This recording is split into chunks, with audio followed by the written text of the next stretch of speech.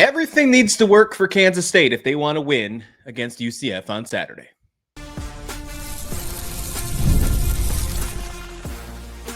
You are Locked On Kansas State, your daily podcast on the Kansas State Wildcats, part of the Locked On Podcast Network, your team every day. Yes, welcome on into Locked On Kansas State, your daily Kansas State Wildcats podcast.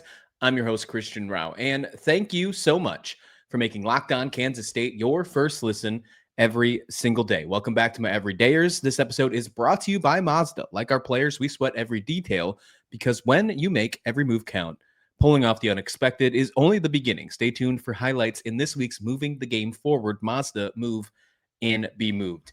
Kansas State is less than 24 hours away from playing in Manhattan against the UCF Knights, the undefeated UCF Knights. Scott Frost returning this team and hopefully trying to return it to its once glory when he was in his first tenure with the Knights in Orlando just less than a decade ago. And they're trying to get back to this spot.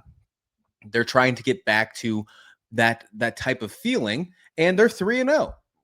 Now, the biggest question is, are they 3-0 because of their schedule, or are they legit? Can Kansas State be the indicator for the national stage of college football to determine that?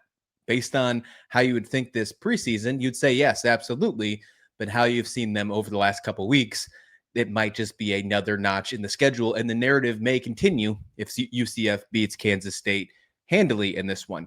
We don't want that to happen. We want Kansas State to win this football game, of course, getting back to 2-3 on the year, but most importantly, 1-1 in the Big 12 conference standings. If you go to 0-2 in the Big 12 standings, this game, this season could go rough, and I want to discuss that. What could happen for this program if this team loses this game on Saturday soon, as well as my final prediction. I know we've talked about it a couple times on this show, where I'm leaning. I'm going to lock in one on this show today. So here's my three keys, and I want to get to the three keys of victory. We have two on the offensive side and one on the defensive side, and I think that makes a lot of sense personally. Number one, and I think this is the most important, to be completely honest with you, because we have seen a lackadaisical feeling of this offense ever since this happened, and that's the Dylan Edwards injury to the punt return on the first offensive play of the game, if you even want to call it an offensive play. It was a special teams play right before the offense took the field against Iowa State. He's back. He's not on the injury report, wasn't even on the initial injury report for the availability report this week. He should be 100% hopefully in this game in UCF, and he needs to be him. Dylan Edwards needs to be him. And what I mean by him, if you are going to open up the dictionary, go to Webster's dictionary, look at what Dylan Edwards is, and I'm talking about Rutgers, the Rape Bowl game against Rutgers this last December. What he showed in the game is exactly what Kansas State needs in this game to get back on the horse for the rest of the season. And that's a lot to ask for a guy who is coming back from injury. That's a lot to ask for a guy who's trying to fill in and take over as this top guy on the offense after being out for so many games. But that is his job. That is absolutely what Dylan Edwards needs to show on Saturday, that he hasn't lost a step. Even though his size could be seen as an issue, he could still be seen as an NFL talent running back. And size hasn't been an issue when it comes to running backs in Kansas State. We all know that. Dylan Edwards has to be him. And that means he's got to run, get outside the tackles. Don't let the issues on the offensive line, if they are still there, become an issue for Dylan Edwards. We've seen it just slightly. And I've used the term as we started to see the train start to move. When I was discussing Dylan Edwards' 4 carries against Arizona in the last game, he was getting past the tackles before the offensive tackles and the rest of the offensive line could have any issues. He was getting past that line of scrimmage, past that point of attack, and making a little bit of noise. We saw him with an 11-yard rush. You could just feel the offense felt differently when he was on the field. Hopefully, it's more than just 4 carries. We get him for all 50 or 60 offensive snaps we see for Kansas State in this one. It is a must need for Dylan Edwards. It's a must need for Kansas State for him to take the torch and to move forward in this one. When I think of what I want to see from Dylan Edwards, I mean, I think a successful thing, of course, is a win. Who cares if he gets, 40 yards or 50 yards if there's a win? But if they can get a solid win and he rushes for 100 yards and he averages over 5-6 yards a carry, then not only will we move to 1-1 on the season, but there will become a new feeling about this offense moving forward. And that, I think, is another thing you need to look at. The win is absolutely important. I am not trying to understate that whatsoever. You lose, and this is an entirely different conversation we're having on the reaction show on Saturday after the football game. We will be live right after the game right here on Locked On Kansas State. But if you win and Dylan Edwards shows that this offense is a completely different offense, the one that we expected this offense to be heading into the season, then all of a sudden that 2-3 record doesn't look as bad. Now, does it? That 1-1 Big 12 record? You say, well, Utah's got a loss in the Big 12. Iowa State hasn't lost yet. We're still in this thing. That all depends on Dylan Edwards. And caveat to that, secondary priority is Avery Johnson. Avery Johnson has had a good season so far with the exception of the Arizona game. I've gone on record to say that I think the Arizona game is his worst game in a Kansas State uniform. I think it is. And that's not a good feeling that you want. But on the plus side, it was a game that headed into a bye week. So a perfect time to adjust and adapt and get back on the horse. And oh, and by the way, you're bringing back your most talented player on the offense, maybe other than Jace Brown, to play in this football game with you. In the backfield, in a team, in a game where you have been dreadful all season long when it comes to rushing. Kansas State this year is 123rd in the country in 108 yards per game. That just can't happen. That just can't happen. And why I brought up rushing and then leaned to Avery Johnson is because Avery Johnson also needs to move his feet. And we started to hear it, folks. We've started to hear that it's not just the fans. It's not just the ones that watch every single game from the stands or from the TVs yelling, Avery Johnson, run. We're finally getting from the coaching staff publicly talking about it, whether it's Matt Wells on the Chris Kleiman show a week ago, whether it's Matt Wells or Chris Kleiman in the press conferences this week. You are starting to get the idea that Avery Johnson, they are well aware that they're not utilizing him properly. And I think that's a good feeling to have if you're a fan sitting here expecting fireworks on Saturday, because I think you're about to see the offense that you expected to. If not, then we're in a world of hurt. But with Dylan Edwards back, with Avery Johnson and the narrative from the coaching staff that he needs to run the football more and stop trying to always have the perfect play, I think we're in for a treat. And now it shows there's no excuses for this offense. Lots of exciting stuff for this offense this week. I think they can take care of it if those two things happen. The offensive line obviously must be a big deal as well. The run blocking has been atrocious. But with Dylan Edwards back there, maybe he can take care of some of that himself.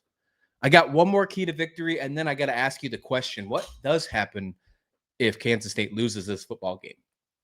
Because moving to 1-4 on the season, and most importantly, 0-2 in Big 12 play could be a huge, huge problem for many people moving forward. We'll talk about that next, right here on Locked On Kansas State. But first, this episode is brought to you by Mazda, moving the game forward. For those who believe it's not just about playing the game, it's about redefining it.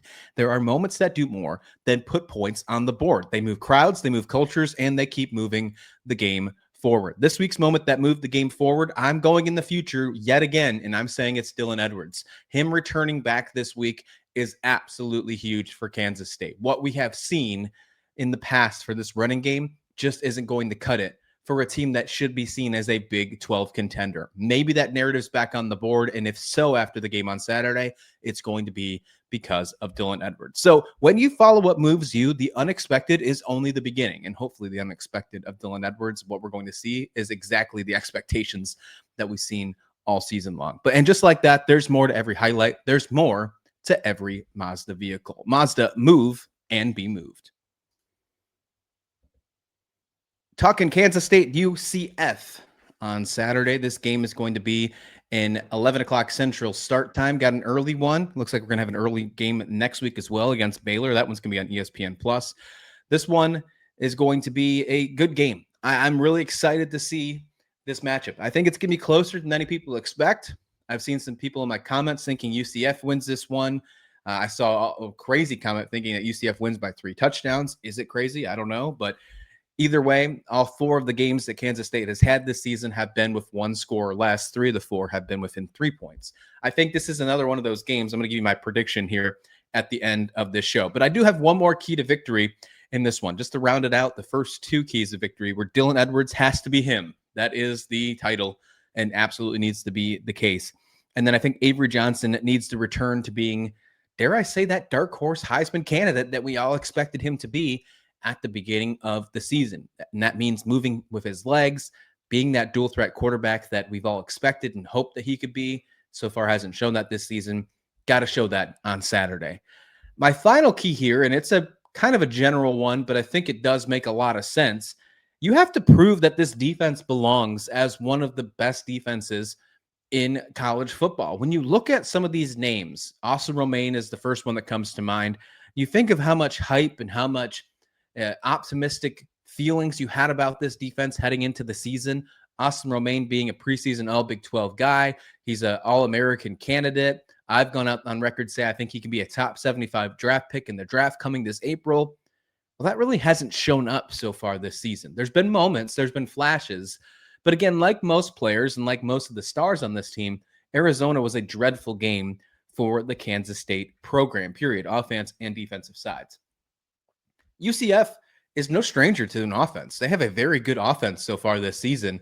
And if Kansas State wants to prove that UCF team is only 3-0 because of their schedule, or only are showing good because of who they faced, and that's the only reason why these stats are so good, and not just another mark or a dash on their schedule, whether it's a green W or a red L, you got to stop and slow down Taven Jackson.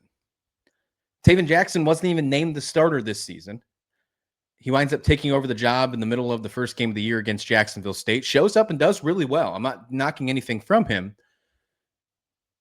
but it shows that this team wasn't 100% ready to commit to a guy like Taven Jackson. Also shows that this team and this program wasn't ready and prepared for most likely this success, this 3-0 start that they're hitting right now. That's why you can make the argument that they are overachieving. And I mean that respectfully. But it'd be certainly nice for Kansas State's defense to prove that that is not the case and humble them on Saturday in Manhattan.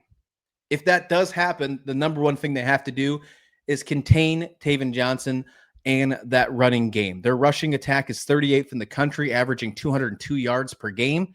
And if you look at Kansas State's defense, they are 110th in the country, allowing 175.8 yards per game. That stat right there will most likely be the one that decides if Kansas State moves to 1-1 in the Big 12 or 0-2 in the Big 12. They have to find a way to make sure they can slow him down, slow down the running game. If they can do that, make him more one-dimensional to where he has to throw the football more, I have enough faith in Zayshawn Rich and the rest of that secondary. And I bring up Zayshawn Rich because remember, last week he never left the field. All 83 snaps he played, and it's an impressive thing. I want to bring it up one more time. But if they can do that, then I think this game is in the hands of the Wildcats. Can the defense do it, though? Can they slow down this UCF team? That's the biggest questions. Couple other cool stats that I've seen, and you decide if they're cool or not, but ones that are definitely important trends. This was over on ESPN's kind of game day view of this one. Kansas State ranks 120th in third down percentage, converting 31.3% of the time. And UCF on the flip side is 30th on defense, stopping teams on third down, allowing their opponents to convert on only less than 29% of the time. We just talked about the keys to victory on defense. I'm switching back to offense, I know, but we have discussed this kind of in full this week. Third down play calling has been atrocious, and Matt Wells owned up to it.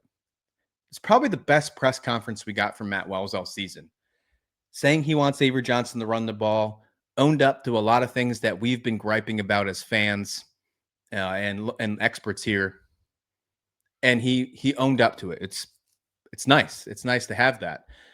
However, it still hasn't been able to be seen on the field because we haven't played a football game yet. Kansas State has to find a way to make those third downs, 3rd and 3s instead of 3rd and forever, 3rd and 8s, 3rd and 9s, because the play calling, don't put Matt Wells in a situation where he has to call a play that there's a pass before the sticks. Don't put Avery Johnson in a scenario where he has to make a decision of either run it or throw it. And if he doesn't think he can get 8 with his legs, he might try to make an unbalanced or not a good decision throwing the football. We've kind of seen that so far this season. Let's not put them in that situation. That all starts with Dylan Edwards in the running game. So see how all 3 of these keys kind of mesh together? I didn't even mean to do that, but it makes a lot of sense when you look at the defense proving they're a team to get it done. Get this offense off the field, get the defense off the field. Don't let them be gassed like they have in some of these losses so far this season. And let Avery, Dylan Edwards, Jace Brown, and the rest of the Kansas State offense do their thing, dance, boogie, and find themselves in the end zone multiple times in this one, and hopefully move to 1-1 on the season. So what does it mean if this team doesn't do that, though? What's it mean if one of these keys fall flat, or maybe multiple keys fall flat? The turnover game is in favor of UCF, and Kansas State loses this football game. Well, the easy thing is to say is they move to 1-4 on the season and 0-2 in the Big 12 standings. Is the season over?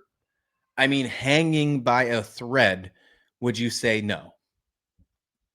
But I'm going to say yes at the same exact time. This game with UCF, with, again, all due respect, I've had a lot of UCF fans commenting on the past videos that we've seen this week and the crossovers with Mike G. Really appreciate you stopping by. And I mean this with utmost respect. UCF should be seen as the team, with the exception of Oklahoma State, on the rest of Kansas State's schedule as the easiest opponent left. We don't know what to expect from Baylor next week. They're up and down.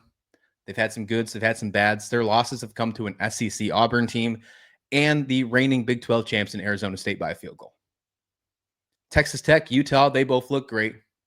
They're both showing that they can be a contender in this one. TCU, all off season, I said I don't know what to expect with them. They are shocking the world, in my opinion, and they found themselves in AP Top 25. And maybe Colorado, you can make the argument that UCF might be better than. However, Colorado has all the way to the last game of the season to get right. This should be seen as the easiest team on the schedule the rest of the way. And if they can't win this one, I don't know if you can run the table the rest of the way. And that's what you would have to do just for a hope and prayer to be in a tiebreaker scenario with somebody to get to Arlington at a 7-2 conference record. That's where you sit. So this win is absolutely crucial for Kansas State. This also could be a huge implication if they lose, that maybe some other players decide to step out and decide to test their eligibility elsewhere. So maybe some star players. Lincoln Cure has only played a couple of games this year. I know we've already played 4 games, but he hasn't suited up for all of them. He could still decide to redshirt and hop himself back in the portal. I'm not trying to manifest that by any means, but I'm also trying to be transparent and tell you that is a scenario. If he doesn't believe that this is the right place for him anymore, if this leadership, this coaching staff isn't showing any progression. So this is a huge weekend, huge Saturday for Kansas State against UCF. If you lose this football game, move to 1-4 on the season, I think we are in for a really tough week heading in to the game on the road against Waco, or in Waco against Baylor. I really do. And I'm not going to let that happen. I don't think that happens. And what I mean by that is, what am I talking about next? My final prediction here for the Kansas State UCF game. We'll do that next right here on Locked On Kansas State.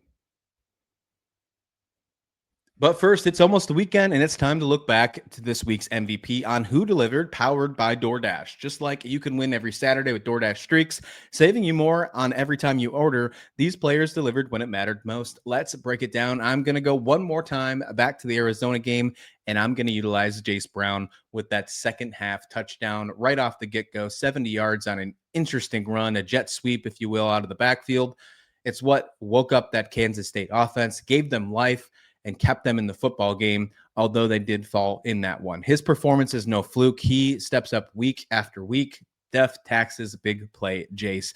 He delivered. And just like Jace Brown delivered for Kansas State, DoorDash delivers your Saturdays with DoorDash Streaks. You save every Saturday you order, stack it up all season, and you could save up to $250, including $100 in DoorDash credits. Order this Saturday. Keep the streak alive. Fuel your game day only with DoorDash. Terms apply. Promo period ends 11/18. This episode of Locked On Kansas State is also brought to you by 5 Hour Energy. Caffeine just got a flavor upgrade. 5 Hour Energy shots deliver tasty caffeine in 17 bold flavors. Each 2-ounce shot pack packs the caffeine of a premium 12-ounce coffee cup plus B vitamins and nutrients with 0 sugars and 0 crashes. What I love the most is how portable they are. Big taste, tiny shot. And you can take them anywhere and get that boost when you need it that fits in your pocket without looking weird by any means. My favorite is the grape. Now, I've been a big fan of 5 Hour Energy grape for quite some time, and it's something that I always just sit in the dash of my truck if I'm in a need for somewhere.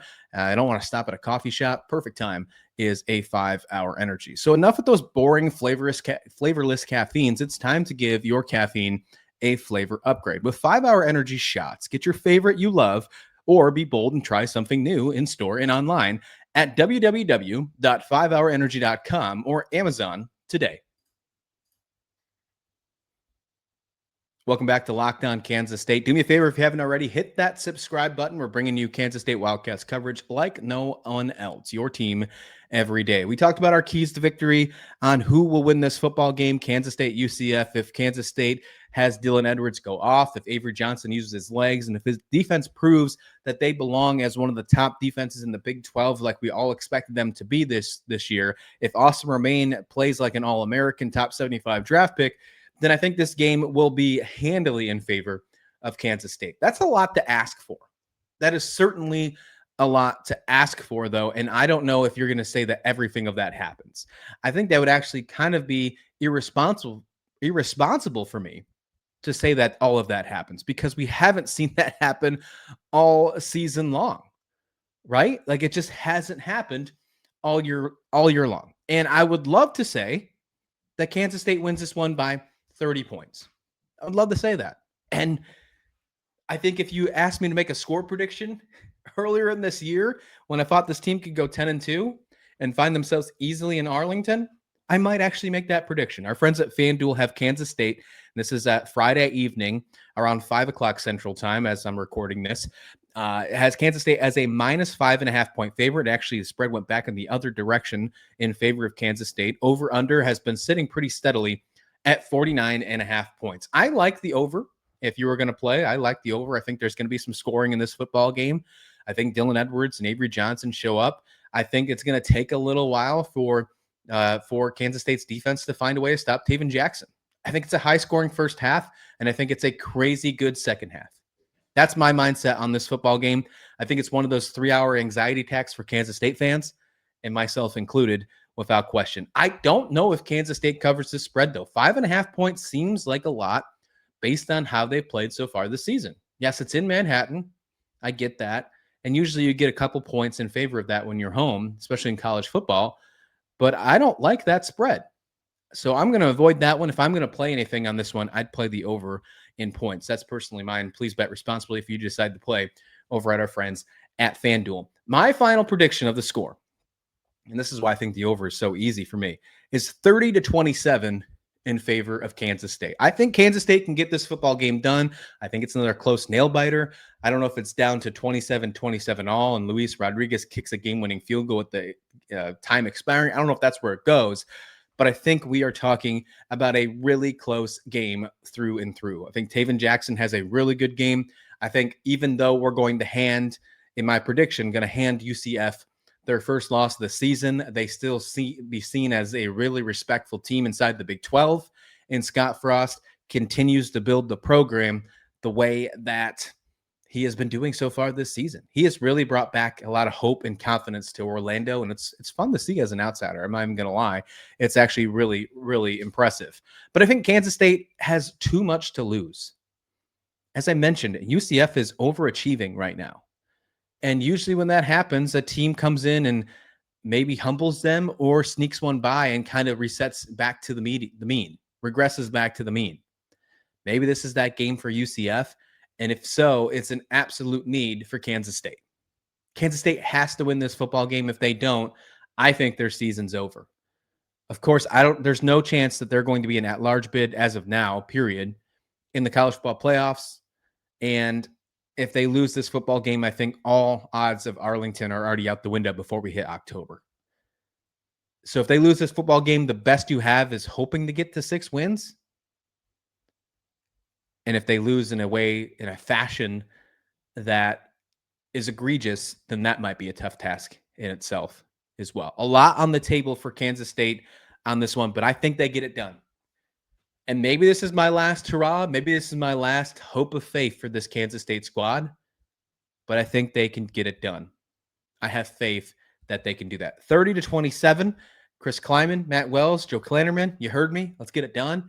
I'm excited to see that. We will be back live on the postgame show right after the game, Saturday afternoon. Remember, this is an 11 o'clock kickoff, so we'll probably be live somewhere around 3 o'clock Central. Whenever the game's over, probably about 10 minutes afterwards, just so I can get everything set up. We'll be over here on the channels. Be sure to subscribe, hit that bell, so when you can see me go live in any of your channels or shorts or any other videos drop on the channel.